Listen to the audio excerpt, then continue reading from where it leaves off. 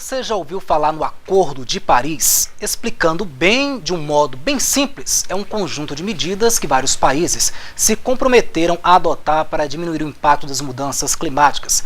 Mas será que este acordo não veio tarde demais? Entrou em vigor esse mês o Acordo de Paris. Os países estão empenhados para limitar o aumento da temperatura global. Se cumprido à risca, o acordo marcará o início de um novo capítulo para a humanidade. Dos 195 países que se comprometeram em adotar o acordo, 100 já iniciaram o processo. Uma das metas é deter o aumento da temperatura do planeta a pelo menos 1,5 graus Celsius, além de ajudar os países economicamente vulneráveis a deter o aquecimento. O Brasil, por exemplo, fez o compromisso de cortar 37% das emissões até 2025. Outras metas brasileiras consistem em aumentar a participação de bioenergia sustentável na matriz energética para 18% e ainda reflorestar 12 milhões de hectares. O combate à degradação ambiental e as alterações climáticas são alguns dos pontos abordados na Laudato Si, a encíclica do Papa Francisco, que também aborda o consumismo e o desenvolvimento irresponsável. A encíclica fala sobre o aquecimento causado pelo enorme consumo de alguns países ricos, que tem repercussões nos lugares mais pobres da Terra, como na África, em que o aumento da temperatura tem efeitos desastrosos no rendimento das cultivações. Por isso, a Carta do Papa Francisco faz um apelo à mudança e à unificação global das ações para combater a degradação ambiental. E este é mais um assunto para o professor Antônio Pascoaleto, coordenador de mestrado em Desenvolvimento e Planejamento Territorial aqui da PUC Goiás. Olá, professor, boa tarde, obrigado mais uma vez pela presença aqui no TJ Goiás. Professor, o que é que esse acordo requer que os países façam? Bem, o acordo estabelecido em 2015, na COP21, a COP de Paris, estabelece alguns mecanismos interessantes.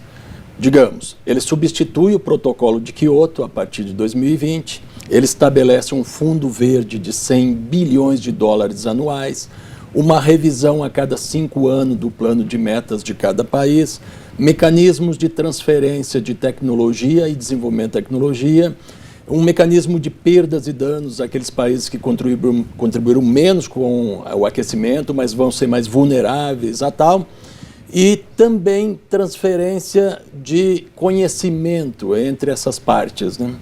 Professor, por que às vezes a gente percebe que é tão difícil se chegar a esse acordo? Alguns países relutam a ele? Sim, infelizmente aqueles países que mais poluem muitas vezes resistem. Os países como Estados Unidos, China, a própria União Europeia, que representa 10% das emissões, né? Eles têm uma certa dificuldade, muitas vezes, em chegar a esses acordos. Nós vemos recentemente declarações de candidato a presidente nos Estados Unidos se recusando a homologar o próprio acordo. Nós já tivemos um cenário similar quando do protocolo de Kyoto, onde o Bush não referendou. Então nós precisamos da adesão desses países chaves, que são as maiores economias do mundo, principalmente os principais poluidores: China, Estados Unidos, União Europeia e a própria Rússia também. Professor, na Laudato Si, o Papa se preocupa justamente também com outro item, que é a questão do consumismo, que também está ligado, né, à industrialização em massa. Esses países que se preocupam justamente em atender esse acordo ou não, a preocupação é justamente com a questão da industrialização. Eles temem que esse acordo eles possam frear um pouquinho a industrialização e ter problemas para a economia e também para o consumo? Sim, eles utilizam o critério de que a nação desenvolvida, ela tem um PIB elevado. Então a mensuração se dá pela produção econômica de cada país, às custas muitas vezes de fatores ambientais e sociais. Obviamente requer-se uma mudança de comportamento da sociedade, onde você vai ter que mudar hábitos de consumo, hábitos de alimentação, hábitos de uso do solo e destinação do solo, combustíveis alternativos, energias alternativas, reduzir desmatamento e adotar uma indústria sustentável, ou promover um desenvolvimento sustentável. Como é que o senhor percebe, por exemplo, a questão do Brasil nesse cenário, professor? O Brasil apresentou um plano de metas, mas obviamente nós temos desmatamentos acelerados, nós temos um solo que tem um mau uso, 100 milhões de hectares degradados, E nós temos um processo de industrialização menor do que estes países, mas com muita emissão. Principalmente, nós temos pecuária, temos indústrias também que acabam emitindo. Dentre os gases de efeito estufa está aí o carbono, que é o principal, mas nós não podemos descartar metano, que é produzido também pelos animais, pelos aterros sanitários. O Brasil tem tido um comportamento de adotar e assinar e referendar com estratégias legais. A dificuldade talvez esteja na implementação dessas políticas no país, a operacionalização delas. Professor, e a gente percebe já a consequência disso, né? Nós temos aí assim, essa mudança climática terrível, agora mesmo nós estamos acompanhando muita chuva no sul, já uma seca mais acentuada para o Nordeste, ao mesmo tempo a mudança até mesmo no dia a dia nosso, né? De manhã é uma temperatura, à tarde é outra. Essas mudanças que a gente está sentindo já é um reflexo disso? Nós temos a Terra, não temos B-Terra, um único planeta, não tem a opção B.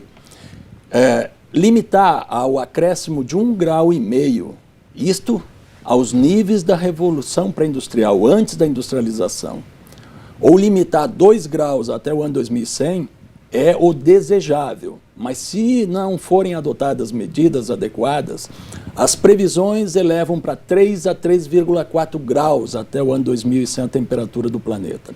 Isso causaria destruição em massa, problemas de distúrbios climáticos, chuvas intensas, secas prolongadas, tornados, erupções vulcânicas, elevação dos níveis dos oceanos. É importante dizer que a elevação da temperatura altera o ciclo hidrológico e altera os níveis dos oceanos, porque a maior densidade da água está a 4 graus Celsius. Quando ela aumenta a temperatura, ela também aumenta de volume. Além de que nós estamos derretendo a água das calotas polares e dos topos das montanhas, e essa água escoa para os oceanos, então os níveis dos oceanos se elevam, colocando em risco uma série de economias costeiras e colocando em risco a própria sobrevivência da humanidade. Claro que o acordo ele busca mecanismos de mitigação, mas ele não chega também tarde de adaptação. Demais, professor? O protocolo de Kyoto não teve sucesso. Nós torcemos para que haja sucesso neste acordo. É um esforço de todas as partes, de todos os países, mas ele requer principalmente a adesão dos principais poluidores mundiais. Ok, queríamos mais uma vez agradecer a presença do professor Antônio Pascoaleto, coordenador do mestrado em Desenvolvimento e Planejamento Territorial da PUC Goiás, que está sempre aqui conosco todas as quintas-feiras. Obrigado, professor, pela presença. Obrigado.